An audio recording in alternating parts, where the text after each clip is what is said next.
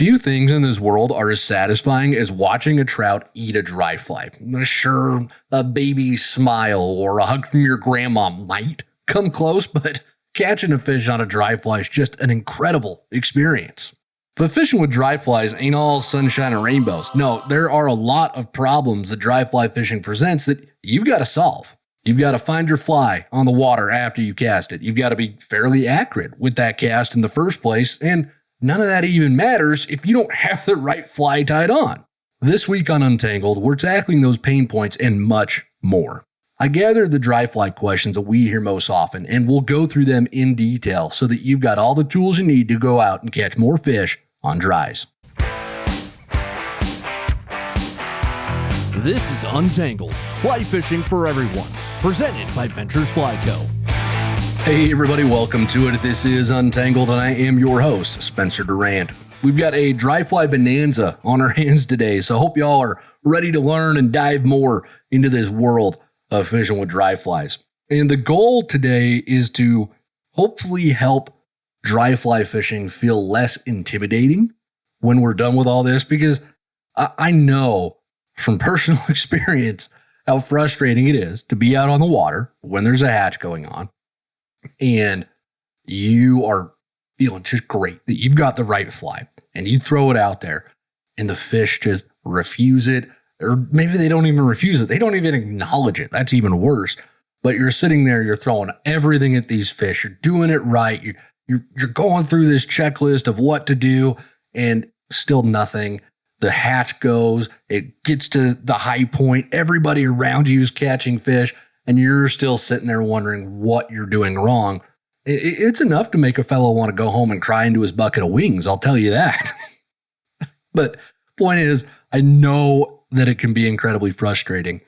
So hopefully as we go through this stuff, we'll alleviate some of those pain points today, because dry fly fishing, it's my favorite way to fish. For me, it's the pinnacle of fly fishing, because our whole job as fly anglers is to put a fly in front of a fish and make it look real. So when we do that with our dry flies, it's just a perfect moment of imitating nature. There's just a lot of cool stuff that goes into it. And I really hope that you guys can have the same sort of experience that I have with it. Maybe fall in love with it as much as I have. Anyways, we've got 10 questions. These are 10 of the most frequently asked questions that we hear about dry flies. And all of these questions came from a post we put out on Instagram, YouTube, and then also in our school group. And for those who don't know, School's this relatively newer platform. Best way to describe it is it's like Facebook for fly fishing, but it doesn't suck. There's no random memes about all the stuff in your food that's going to kill you or anything like that. It's just talking about fly fishing, swapping pictures, fly patterns, all that fun stuff. So if you want to join that and get even more things VFC, there's a link to do that in the show notes. But we're going to dive right into it, folks. The first dry fly question comes to us from school. Hazel Sens on school wrote in and asked, I might just be getting old, but I find it extremely difficult to see a tiny dry fly on any water that is moving. Are there any tips to better visualize these tiny flies on the river? Thanks. Well, if your eyesight is good, and by that I mean corrected with contacts or glasses, I wear contacts, so I know what it's like to have bad eyes when they're not in. But if you've got decent vision where you can see things, then finding your smaller dry flies on the water is just as much of a skill as anything else, just like casting, tying knots. It's something that the more reps you get in, the better you're going to become at doing it. So the easiest thing for me to say here is just spend more time doing it, spend more time spotting them, and you'll be in good shape. But there are a few other things you can do to help with that. One of them is when your fly line's landed on the water, follow your fly line, find the end of it, and follow that up. Usually you can see a little bit of your leader, and follow that up to where you expect that dry fly to be. And that can help you spot it, help you see it on the water sometimes. And then it also helps that if you aim not just for a like 5 foot wide area in the river, but make a specific cast to a specific spot, and then you'll be able to see if your fly enters that spot because you're looking at one specific spot on the river and not a 5 foot circle on the river. Usually you need a lot more accuracy than that. So that's one thing that can help. There's also nothing wrong with tying your flies with bright pink or green posts that stick up out of them to help you see them better. Parachute flies are great for this because they can be easier to spot with that little post sticking out the top of them. And you can color those whatever color you want. Orange, green, and pink seem to be the colors I see most, but I know some folks who do yellow sometimes too. Just whatever you think might help that stand out, help you see it on the water is a good option. And then something else to think about as well, if you're having a really hard time seeing them, just cast those flies like 5 feet away from you. Just drop them right on the water and get an idea for, okay, that's what they look like on the water. That's that profile. Then when you get them out further, sometimes it can help because you know exactly what you're looking for. And then if you're fishing really small dry flies, what I like to do is I'll almost always have that small dry fly behind a slightly larger one. Just last week, Alex and I, we were out on the water fishing a hatch, and we filmed a video about this little trip we went on, and that is going to be coming out in the next couple of weeks, so stay tuned for that. But the fish were eating a bunch of tiny mayflies, so I had a size 16 parachute mayfly on, and then behind that, I put like 15 inches of tippet, just tied it off the bend of the hook with a clinch nut, and then I put a size 18 sparkle dun, a little emerger pattern, on the end of that. So the parachute, it functioned almost as an indicator because if something ate the sparkle dun, that parachute was going to move. But then it also, I could find the parachute and then I could easily find my sparkle dun after that. It's a great way to help see your flies, especially if you're fishing a lot of tiny ones. And there's nothing wrong with fishing 2 dries at once. So I give those a run and see what happens. So that was question number 1. Let's move on to question number 2. Wade IQ 101 on Instagram asked, why do people still use classic variations of a dry fly if parachute variations exist? This is a really interesting question. I like this. And we got a lot of questions about like, what should I use, a parachute fly or a regular fly? Well, parachute flies are going to sit a little bit lower on the water, and they're often going to be a little bit smaller in profile. So they'll be a little bit slimmer. They won't be as bushy or as bulky. They're wonderful for picky hatches. That's where I use a lot of my parachutes. I think they're easier to see. And I think in a lot of ways, parachute flies are easier to tie than your standard hackled dry flies. There might be some folks out there who disagree with me, and maybe I just tie more parachutes than not. I don't know, but they just seem like they're pretty simple. So parachutes got a lot going for them. They're easier to see. They float pretty well, and they put a nice profile on the water. But classic flies, your standard hackled dry flies with a hackle wrapped around the body instead of the post, they're great because all that extra hackle, they've got a lot more touch in the water. So it kind of float that fly a lot higher on the water. So if you're fishing to rising trout in riffles or to any kind of choppy, bumpy water, that standard dry fly is going to be a ton easier to see because it's floating higher. It's not going to get as waterlogged as quickly, so it's going to float a little bit longer. And this also makes your standard dry fly a better choice for a dry dropper rig if you're throwing a heavier nymph as well. I wouldn't throw a stonefly nymph underneath a parachute, for example, because that stonefly nymph's going to yank that parachute underwater. It's almost always going to be too heavy. But I'll throw those under standard dry flies all the time, like an elk hair caddis, and it works great. So that's why we still use both of them. It's just different use cases. Sometimes you do want that bushier fly, and sometimes, especially during our mayfly hatches, you want that slimmer, more natural looking profile. So thanks for sending that question in. Appreciate it. Micah Dean from school has question number 3, asks, how are hook sets different for tiny, size 20 and smaller dry flies? I always seem to miss fish on those flies. Micah, join the club. Those flies, size 20 and smaller, they're tough, man. I went through a phase 7-8 years ago where I fished tiny dry flies, and I fished as many tiny dry flies as I could get my hands on. And I loved it. I had so much fun. I was regularly tying and fishing size 28s and 30s, and I was upset because I couldn't find any 32s anywhere. Yes, they do make hooks that small. if I just laugh now when I think about it because it's so ridiculous.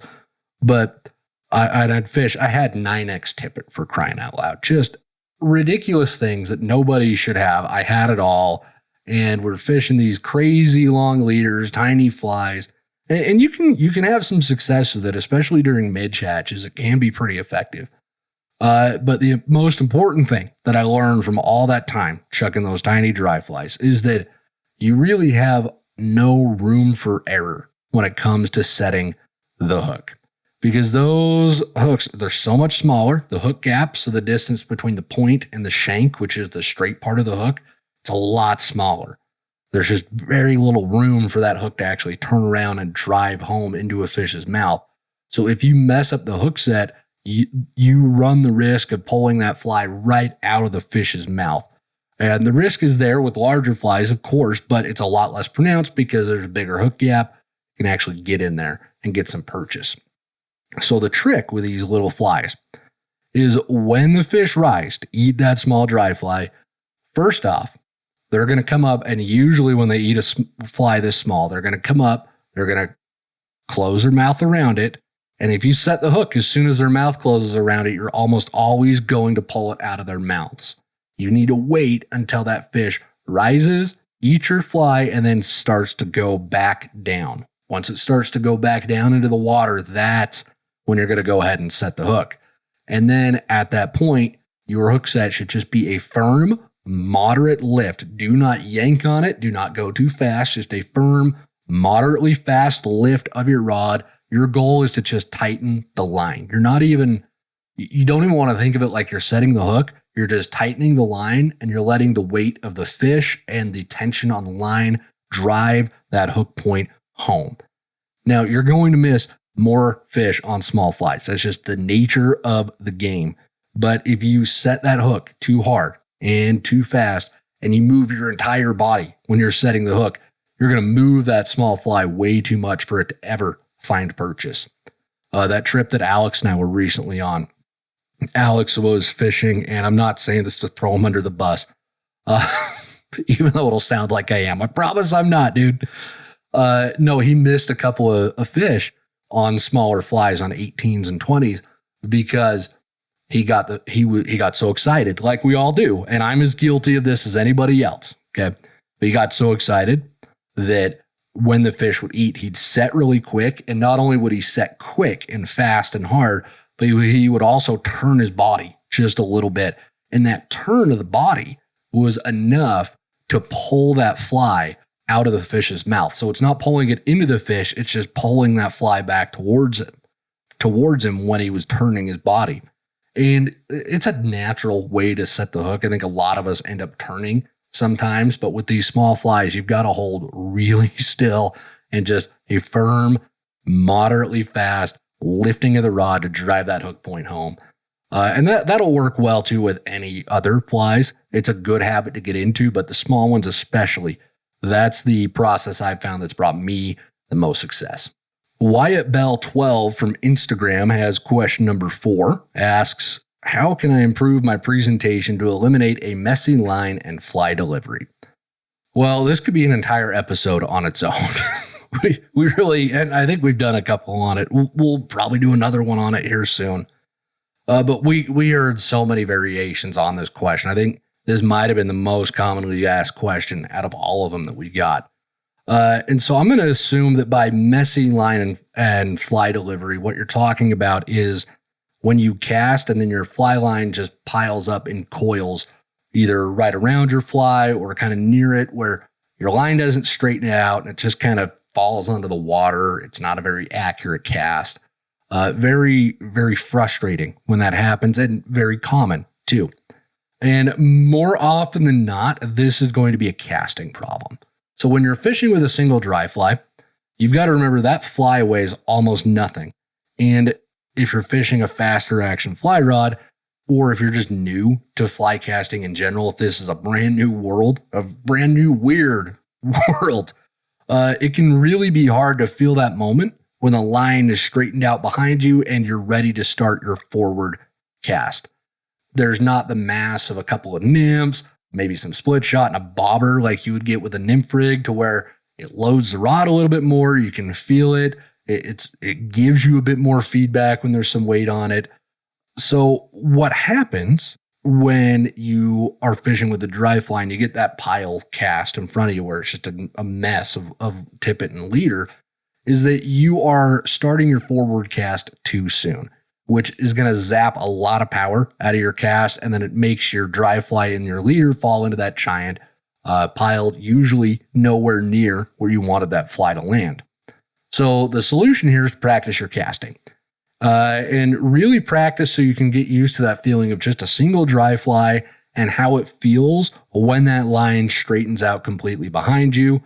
You can also watch your back cast. There's nothing wrong with doing that. Just look up and watch as it's going back. And then when it goes straight behind you, that'll help build the muscle memory. You'll know, oh, okay, that's straight. That's what that feels like with this rod.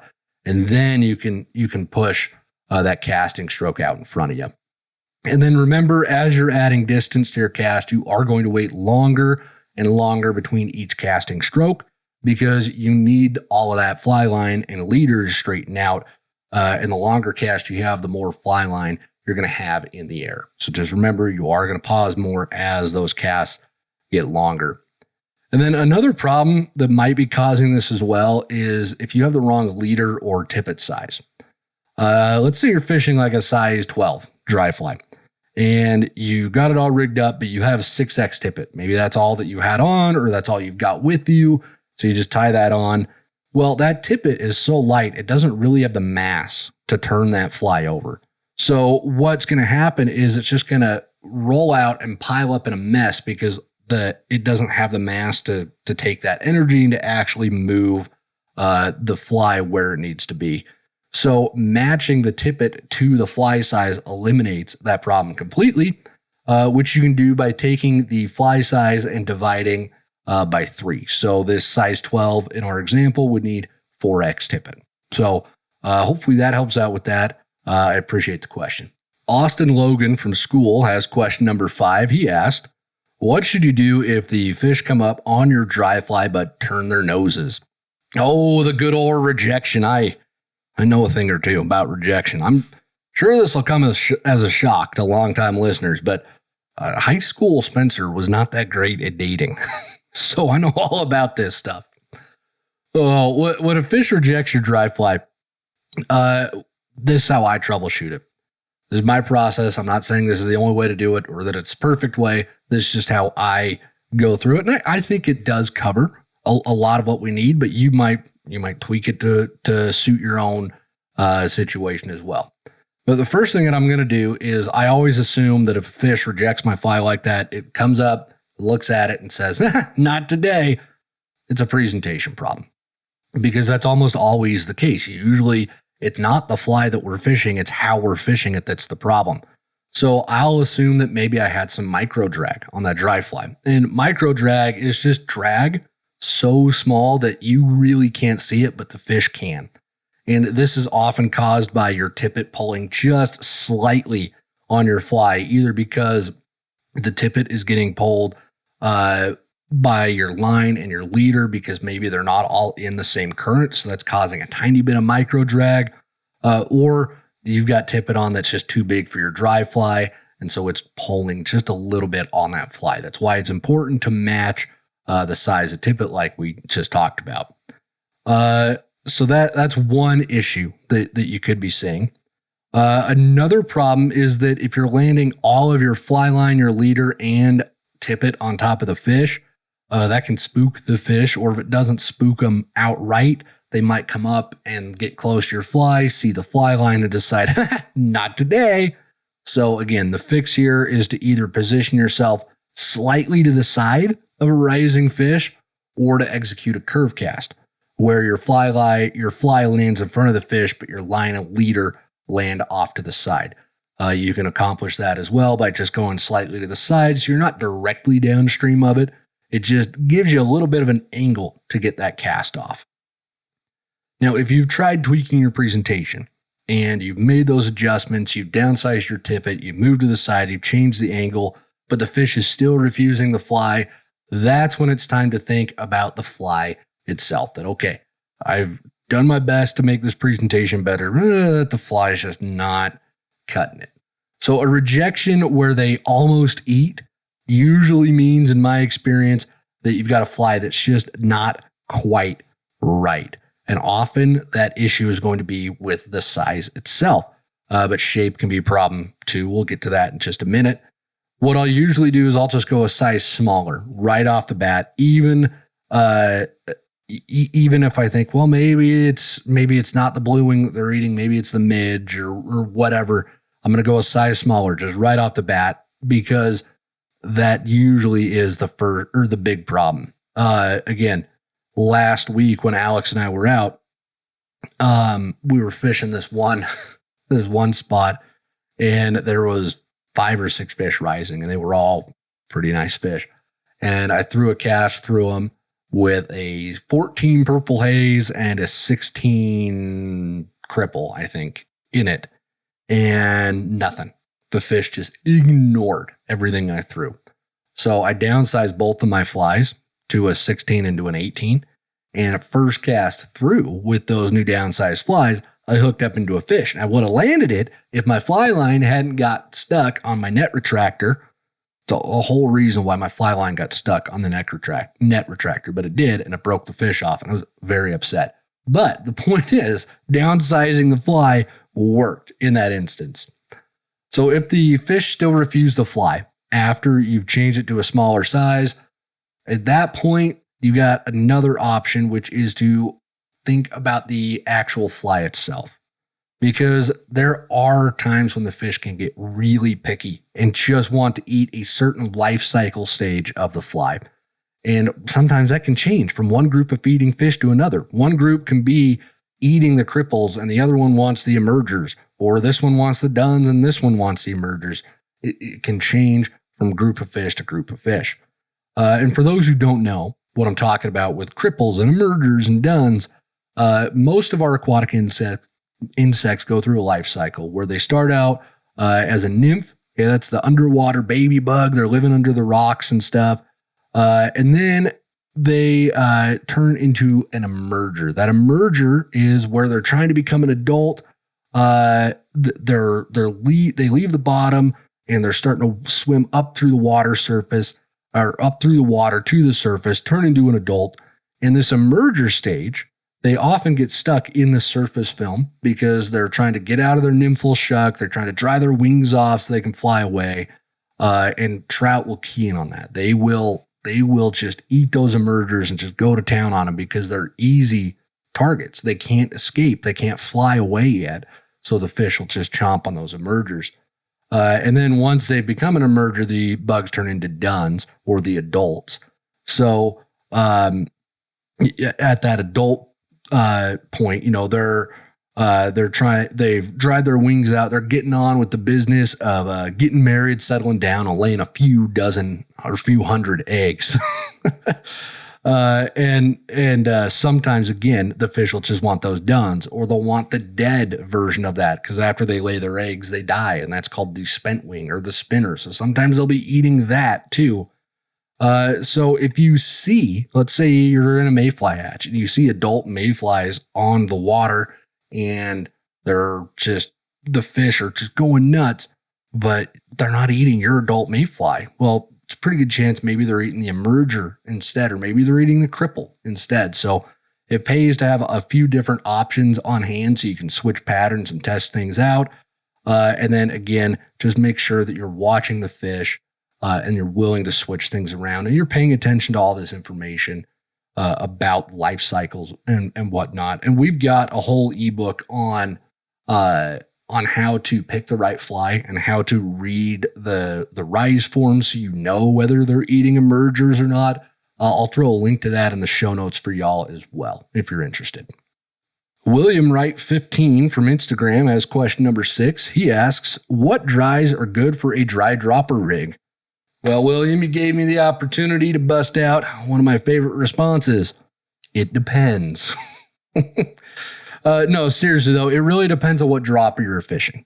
Because you want to match your dry fly to the dropper that you're planning to fish. That's how you set up an effective dry dropper rig. So for example, earlier I talked about how I wouldn't fish a big stonefly nymph off of a parachute fly because usually that parachute fly won't be buoyant enough to float the heavy stonefly nymph. But if I'm dropping a zebra midge or a small hare's ear or a smaller perdigon off my dry fly, let's say I'm up in the high country fishing for brookies or cutthroat or whatever, parachutes are going to be more than enough to float that nymph. So my rule of thumb when I rig up my dry dropper rig is this. I make my dry at least a size, or my dropper, pardon me.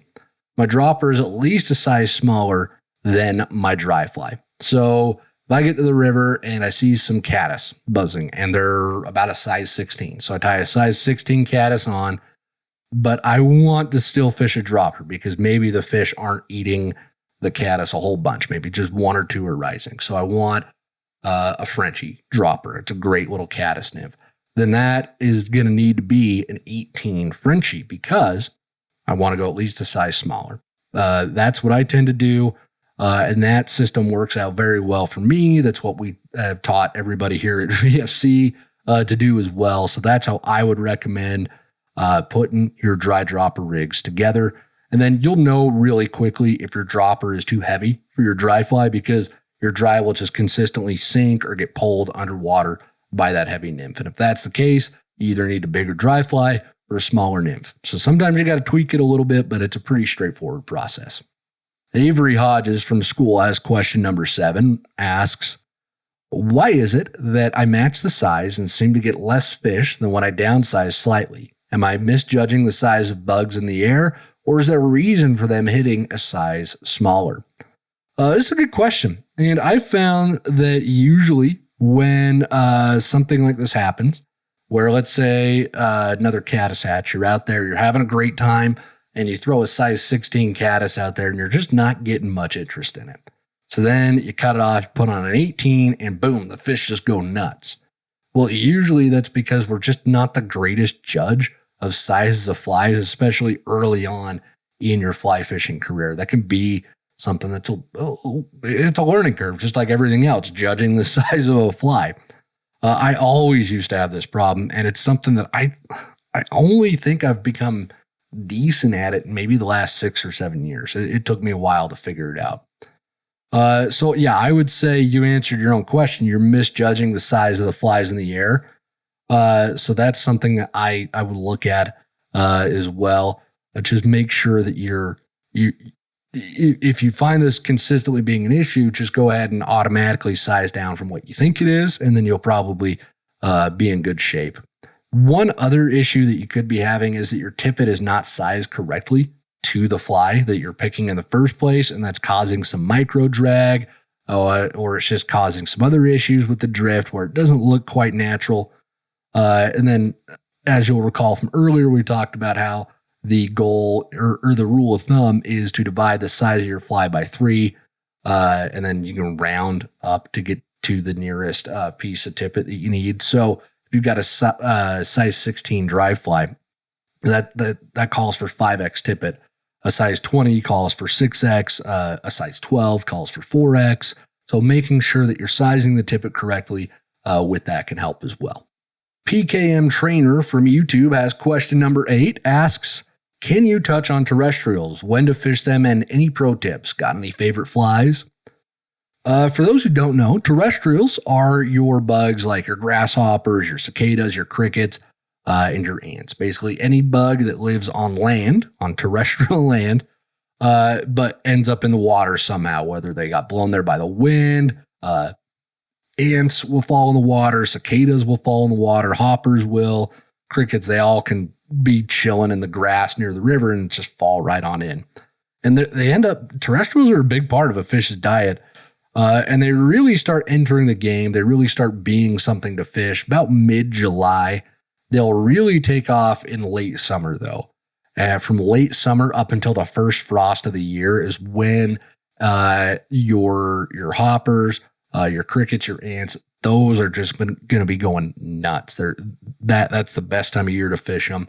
Your cicadas are usually a little bit earlier, usually more in June than in July. But the rest of the terrestrials, again, late summer to early fall. So I really don't bust out any of my terrestrials until later in the summer. But my go-to patterns when I do bust them out are a chubby Chernobyl, a royal flush, and then a hippie stomper. All three of those come in our fly collections here at VFC. And I really keep my terrestrial selection pretty slim. I don't add a whole bunch of complex foam bugs to the mix. I just keep it pretty simple. As far as any pro tips, one thing you can do is, especially with your hoppers, when a grasshopper falls in the water, it doesn't just lay there and not move. We get so obsessed with this dead drift with our mayflies, with our caddis, and for good reason. We need it. You need a good drag-free drift for those flies. But a grasshopper doesn't have a drag-free drift. It's struggling, it's moving, it's trying to get out of the water and back to land because it's not an aquatic insect. Well, if you really want to have fun with these flies and get into it, when you hit those hoppers down, you can give them a little twitch. And sometimes, especially if the fish aren't just blowing your hoppers up like you'd expect, that little twitch can be all that you need to convince them to come up and smack it. Just a nice little twitch. So that's one pro tip. And then another one is because these bugs often fall into the water from streamside vegetation like bushes or grass, the closer you can get your fly to stuff like that, so fishing them really tight to the banks, often the better. Because if you can get it to hit the water like it just fell out of the grass, the fish will almost always just hit it without even thinking. It's just instinct at that point. They're so used to seeing it, they'll just rise, smack it, and then you're holding on for dear life because those eats are so much stinking fun. But we've also got a video on fishing terrestrials that goes into all of this in much more detail. I'll throw a link to that in the show notes for anyone who's interested. Felipe S. from school has question number 9. Asks, my question is, if tying a dropper under your fly affects the likelihood of a fish biting or the chances of hooking a fish correctly. Felipe, this is a good question. From my experience and the experience of every angler I know, the answer to it is no. Putting a dropper on underneath your dry fly is not going to impact whether the fish eat it, and if they do eat it, it's not going to impact whether they're hooked correctly. Usually the way it sits and the way the dropper sits on the bend of the hook, it's out of the way enough that you can get that hook set. The only time that I've seen this matter is on highly pressured tailwaters, and I'm talking the Green River below Flaming Gorge in Utah, one of the most pressured rivers in the West, because sometimes the fish are so used to having the dry flies, having droppers on them, that they've learned to actually look for or to feel for the tippet hanging below the dry fly. So if they rise up to eat it and they feel or they see that tippet at all, they'll just ignore your whole rig. It's really frustrating and kind of bizarre that fish can learn how to do that, but they can. And that is the only instance where I've seen it matter. Everywhere else I've fished, I've never had that be an issue. So I wouldn't worry about it. Tie those droppers on and have fun fishing a dry dropper rig. And last but certainly not least, Matthew McGeary from school has question number 10. He asks, what is the best way to not have your fly slap the water when you're casting? I've been out of the game for years now, and I don't know that my casting skills and finesse are still there. Well, my fly tends to slap the water too hard. It tends to just hit the water too hard when I put too much power into my final forward cast, or if I drop the rod tip too low. The fly rod should be doing the bulk of the work for your cast, especially when you're trout fishing at traditional trout fishing distances, that 20 to 40-ish foot distance. The fly rod's doing almost all the work. You're just moving it. So if you try to overpower the rod to add distance to that final forward cast, sometimes that'll just punch your line straight into the water. You put too much mustard on it and it just goes.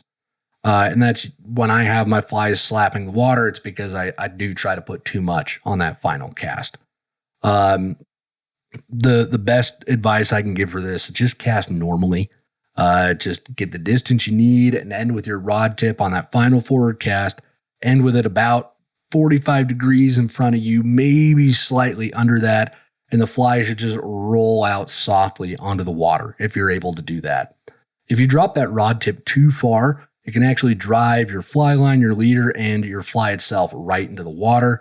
So it actually is, you can do this when it's really windy and you're casting into a headwind. You can drop your rod tip lower on that forward cast and it'll drive it down, and then the power of the wind will dissipate it and it'll actually hit relatively softly at that point. But if it's not windy and you drop that rod tip too low, it's just going to cause problems where everything's going to hit the water just a little too hard. And then again, if you have a tippet on that's too heavy, if you've got like 3X tippet on and you somehow got that through an size 18 dry fly, that's going to be hitting the water too hard. So having some smaller tippet out can certainly help at that point. So hopefully y'all learn something interesting from all these dry fly questions. I had a lot of fun doing this. If you got any more dry fly questions, please, by all means, send them in. But that's going to wrap up the open of the show this week. But don't go anywhere because we've got the Q&A section of the show coming right up. Anglers are always asking, what bugs are hatching right now? And that's why we put together a year-round hatch chart. It outlines all the major bug hatches so you always know what fly to tie on, no matter where you're fishing or what time of the year. So if you want to level up your skills and start catching more fish, click or tap the link in the show notes to get this free hatch chart. All right, back to the show. Every week here at Untangled, we spend half the show directly answering questions from listeners and viewers just like yourself. So if you've got a fly fishing question that you would like answered, you can go ahead and send that on in via the link in the show notes. And often the questions y'all send in get used for the open of the show as well, as you just saw. Our first question this week comes to us from Brennan from Minnesota. Writes in and says, "Hi, Spencer. Thank you for the great content on your podcast. I have a question that's always baffled me. I'm trying to be more efficient as I feel like the most time-consuming part of my mornings on the water is putting on my waders, setting up my rod, tying on a few flies, and double-checking that I didn't forget anything, clippers, indicators, gink. What always stumps me is figuring out which fly to start with when setting up my rig. Excuse me. I find it's easiest to rig up one or two flies, ideally so that a fly hooks onto the cork of my rod, so I can keep tension while walking through the brush to my favorite spots. Depending on the time of year, I try to guess which flies will be hatching that day with help from your hatch chart. Last week it was blue-winged olives, which I was right about. Other weeks I'm not so lucky. I often get my whole rig set up only to clip off all the flies and start over. Is this just part of the game, or would it be better to walk to my favorite fishing spot first, observe how the fish are reacting, and then set up my rig for the day? Thank you very much for your expertise." Well, Brendan, I appreciate the kind words. Thank you. I don't know about expertise, though. I don't know if I have that. You might be looking in the wrong spot. Oh, I used to run into this situation all the stinking time, especially back when I lived in Utah and I was fishing the lower Provo a whole lot. I'd pull up to the parking lot, I'd rig up super quick, I'd get down to the river and do exactly what you said. I'd cut off that entire rig and start tying on something else because I saw different bugs hatching, or the fish were holding in deeper water that day or shallower water, and I needed to adjust my rig. So, and a lot of that, was early on in my fly fishing career as well.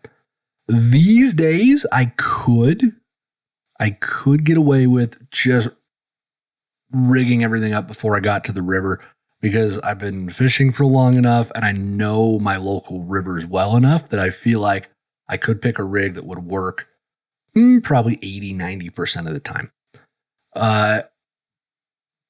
This time of year, like for example, my go-to rig is some sort of larger dry fly on top with a mayfly nymph and a midge nymph underneath that. So I'm fishing a 3-fly rig because midges and mayflies are the dominant hatch right now. So I know that's what I need to rig up with. But even with that knowledge, I still wait to rig up until I get to the river. And I'm not trying to make it sound like I'm this all-knowing, omniscient fly angler who I just know what's hatching. You do get a sense for that eventually. Once you've been doing this long enough, you'll get it. It'll come. But even when you get that sense of it, I still don't rig up until I get to the water. I want to see what's actually going on, and then I pick my flies based on that, and it's really helpful. Because maybe it's a smaller mayfly or a bigger mayfly coming off that day, or again, maybe the river has changed a little bit and I need to tweak the depth of my droppers, and they're not always going to be exactly 15 inches. Sometimes maybe they're 18 inches or maybe they're only 12, depending on where the fish are at. As another example, last week when Alex and I were out on the river, I fish this river all the time. I know it very well, but I still didn't rig up until we got there because I'd heard that the flows had just jumped up a bit. They started letting more water out of the dam, and I knew I was going to want to adjust my rig to account for that extra depth, but I didn't know exactly how deep. So once I was there and once I was on the river, I rigged up. I didn't have to change my rig for the rest of the day. I had it dialed in once I saw it, but I can almost guarantee if I hadn't rigged up when I got there, if I'd rigged up at the truck, I probably would have had to re-rig anyways because it wouldn't have been deep enough. So for me, that's the best approach, and it saves me the most time in the long run. Just get there, rig up when you see the water. And then remember that the more you do this, the more you tie your knots, the more you rig your flies up, the more you're picking flies out of your box, the quicker you're going to get at all that stuff. It will go from feeling like, I don't want to re-rig to, I can re-rig. It takes 2 seconds. It will get to that point eventually. You got to put the reps in. So hopefully that helps. And thanks for sending the question on in. Justin from New Hampshire has our next question, writes in and says, Spencer and VFC crew, thanks for the show. I've been an avid listener for a year now, and it keeps the stoke high when I can't be on the water. I just got a 6-weight and want to start using streamers on some deep pools and still water up here in northern New Hampshire and Maine. I'm so confused about what type of leader I should use. I've heard all sorts of advice from short leaders to building your own, and that they should be different when using floating or sinking lines, and even based on your streamer weight. Can you help make sense of the chaos? Also, I hear some say that a nail knot is a better connection from line to leader than loop to loop as it transfers better. Fact or personal preference? Thanks again for keeping it real. Justin, I might be the worst person to ask about streamer leaders, but I will try to give it a shot. The reason I might be the worst person to ask about that is my leader is the same, no matter what I'm doing with my streamers, and that is I just use a straight section of 10-pound fluorocarbon, just regular fishing line, the big spools you can buy at any store for like $10. I just get a spool of that, and I usually do it about 5-6 feet long, and that's it. That's my leader. I almost always am fishing streamers on a sink tip line, so my leader's that short on a sink tip. But even if on a floating line I'm fishing them, I still keep the leader pretty short. Because the shorter leader turns these big, heavy streamers over better than a long leader. And losing the taper, so not having a tapered leader, and just losing that and just a straight piece, again, I think it turns those flies over better. I have an easier time getting my big streamers out there when I fish with that versus a long tapered leader, because really that long tapered leader gets kind of useless with a fly this big and heavy anyways. This is really the only time in a lot of fly fishing that not having a taper on your leader is going to be advantageous. Again, this is the rig that I use. It served me fine. I've caught a fair amount of fish on streamers with this rig. But if you don't have a sink tip line, then a Versa leader, which is just a weighted leader that sinks. They've got them in different rates. So some might sink like 1 inch per second, and others will sink at 5 inches per second, for example. Versa leaders can be a great option if you don't have a sink tip line, or you don't want to invest in one or get a separate spool or a whole other reel just for a sink tip line. A Versa leader can be great. And then to your last question, I don't know if the nail knot transfers energy better than the loop to loop connection. I've never heard that before, but I can say from personal experience that the nail knot is a lot smoother in your line guides, and it tends to get hung up a lot less than your loop-to-loop connection, so I like it for that reason. And I do tend to use that pretty frequently. So I appreciate the question, though, Justin. Thank you so much for sending it in. Wade from Canada has our next question, writes in and says, let's get to the chase. Buying individual leaders is expensive. I was wondering if I could use a normal roll of monofilament line, like ones you put on a spinning rod, as my fly leader.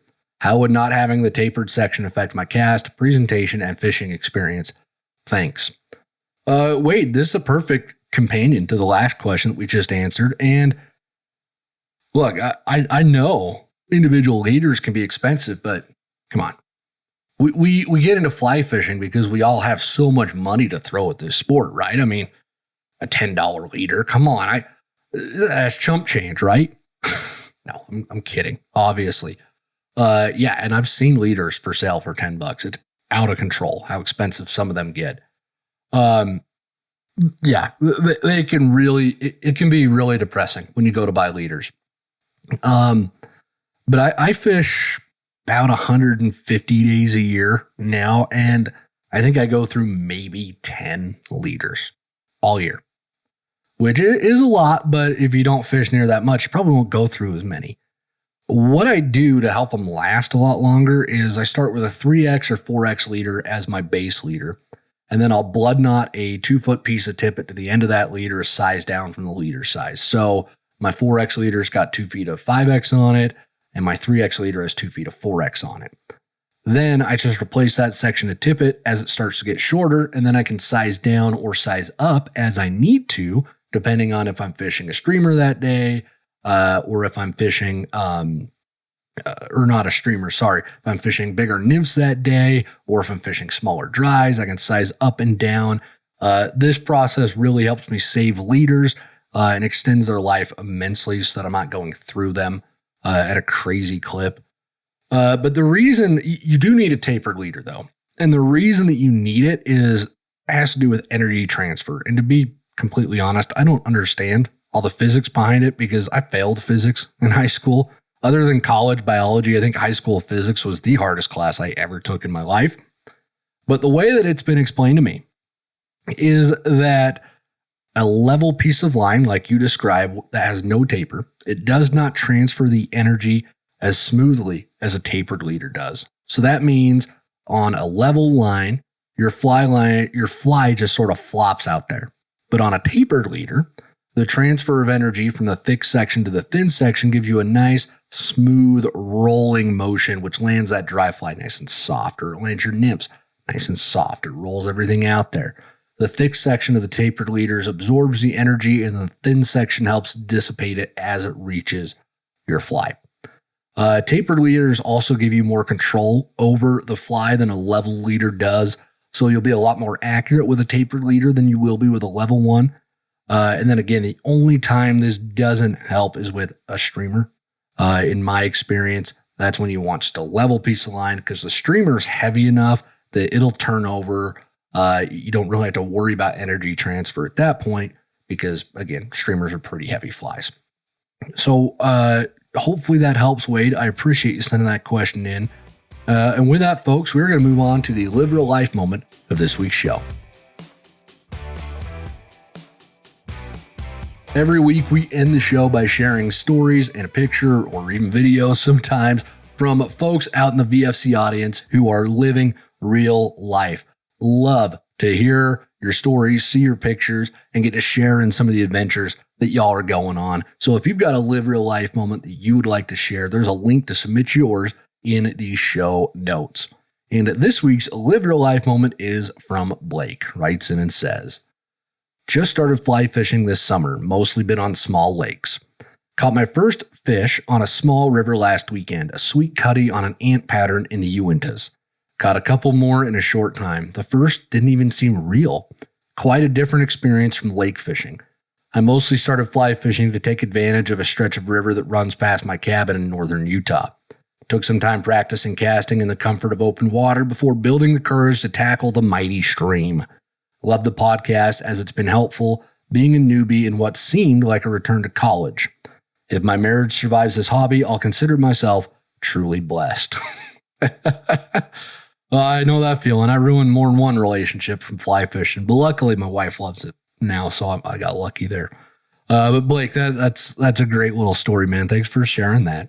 It's really cool that you get the opportunity to go up there and and fish those small mountain streams. And those are so much fun. It really is. It's a whole different world up there when you get to do that. So I love it. Thanks for sending it in. And with that, folks, we're going to wrap up the show this week. Thank you so much for listening to the entire show. It helps us out more than you can realize. And if you want to give us even more of a hand, you can rate and subscribe to the show wherever you're listening to it. The more ratings and subscriptions we get, the more folks we can reach and help them live real life, which is our goal here at VFC. And speaking of living real life, get out on the water, go have some fun, take advantage of the outstanding fishing that's going on right now. And until next week, live real life.